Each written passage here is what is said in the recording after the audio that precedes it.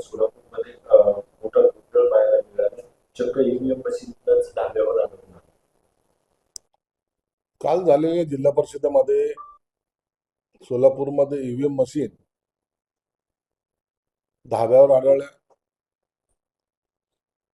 आता ते प्रवासात होते की जाणून बुजून तिथं मशीन गेल्या, हा चौकशीचा भाग आहे. परंतु याची दखल निश्चितपणे निवडणूक आयोगाने घेतली असेल.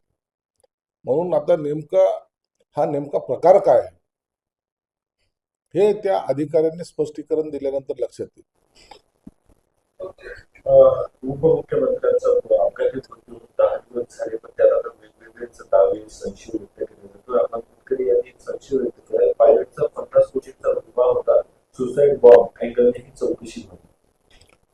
बघा, अजितदादाच्या मृत्यूनंतर जे काही दावे प्रतिदावे होत आहेत, काही आरोप होत आहेत, खरं तर याची चौकशी चालू आहे.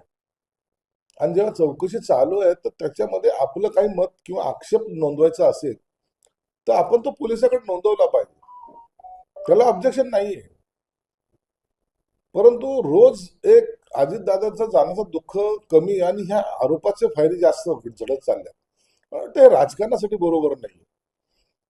तुम्हाला जागा दिलेली आहे तिथं तिथं मांडा ना तुमचं मत काय असेल ते. त्या विमानाचा विमा 50 कोटीचा होता असं कळतंय. आता पायलटचा विमा 50 कोटीचा होता, एक नवीनच आता येते समोर येते. म्हणून या सगळ्या गोष्टीचा चौकशा जरूर होतील. सीआयडी चौकशी करते, आणखीन कोणती एजन्सी चौकशी करत असेल, परंतु आता याच्यासाठी थोडा अवधी लागेल. त्या अवधीनंतरच या सगळ्या गोष्टीचं स्पष्टीकरण होईल. सोशल मीडियावर आणि गावखेड्याच्या पारावरच्या त्या गप्पा जर बघितल्या तर त्याच्यामध्ये अजित पवार जिवंत आहे, ते 10 तारखेला परत येतील असं म्हणजे सोशल मीडियावर खूप मोठ्या प्रमाणात या सगळ्या गोष्टीचं आपल्याला पाहायला मिळत. हे बघा, सोशल मीडियावर नेमकं आता कधी काय येईल ना याचा काही भरोसा राहिलेला नाही. काय चर्चा घडतील, कशाच्या बाबतीत घडतील, आणि म्हणून आता हे सोशल मीडियाचा लोन हे सर्वसामान्य माणसाला कन्फ्युजन जास्त करतं. याचा सगळा खुलासा झालेला आहे. अंत्ययात्रा झालेली आहे, पुतळा बसवायचं काम चालू आहे, म्हणजे जागा ठरते. आणि अशा वेळेला अशा जे काही बातम्या येतात मग माणसामध्ये कन्फ्युजन निर्माण होतं.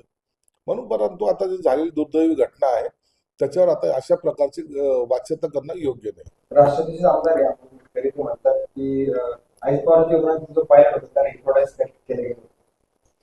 आता हा नवीन शोध लागलाय, मला माहित नाही. या बाबतीमध्ये तर अजितदादांच्या बद्दल बोलणं मला वाटतं आता गैर आहे. अशा प्रकारचे आरोप करणं सुद्धा गैर आहे. मोहन भागवतांचं एक वक्तव्य आहे, संघाचा सर्वसंघचालक हिंदू असेल, पण तो एससी असो किंवा एसटीचा असू शकतो. संघाचं एक आपलं धोरण असतं, संघाचे निर्णय ते स्वतः घेत असतात. आणि म्हणून त्यांच्या कार्यकारिणीमध्ये काय घडेल, कुणाला करायचं हा त्यांचा प्रश्न आहे. परंतु एवढं मात्र निश्चित आहे की ह्या संघाच्या कार्यकारिणीमध्ये इतरांचा हस्तक्षेप नसतो. संघ हे स्वतंत्र निर्णय घेत असतो. महाराष्ट्राचे सर्वमान्य दैनिक समर्थ गावकरी अहमदनगर, पुणे, नाशिक, जळगाव, धुळे, नंदुरबार, सोलापूर, कोल्हापूर, सांगली, सातारा, मुंबई, ठाणे, पालघर, रत्नागिरी, रायगड, सिंधुदुर्ग, नांदेड, उस्मानाबाद, बीड, औरंगाबाद, नागपूर, गडचिरोली, भंडारा, गोंदिया, अकोला, यवतमाळ, बुलढाणा येथून एकाच वेळी प्रसिद्ध होणारे एकमेव दैनिक, सर्वसामान्य जनतेचे खुले व्यासपीठ. संपादक आहेत विश्वासराव आरोटे. मोबाईल नंबर आहे 94 23 38 85 08. दुसरा मोबाईल नंबर 94 23 46 72 72. तिसरा मोबाईल नंबर 75 88 15 0001.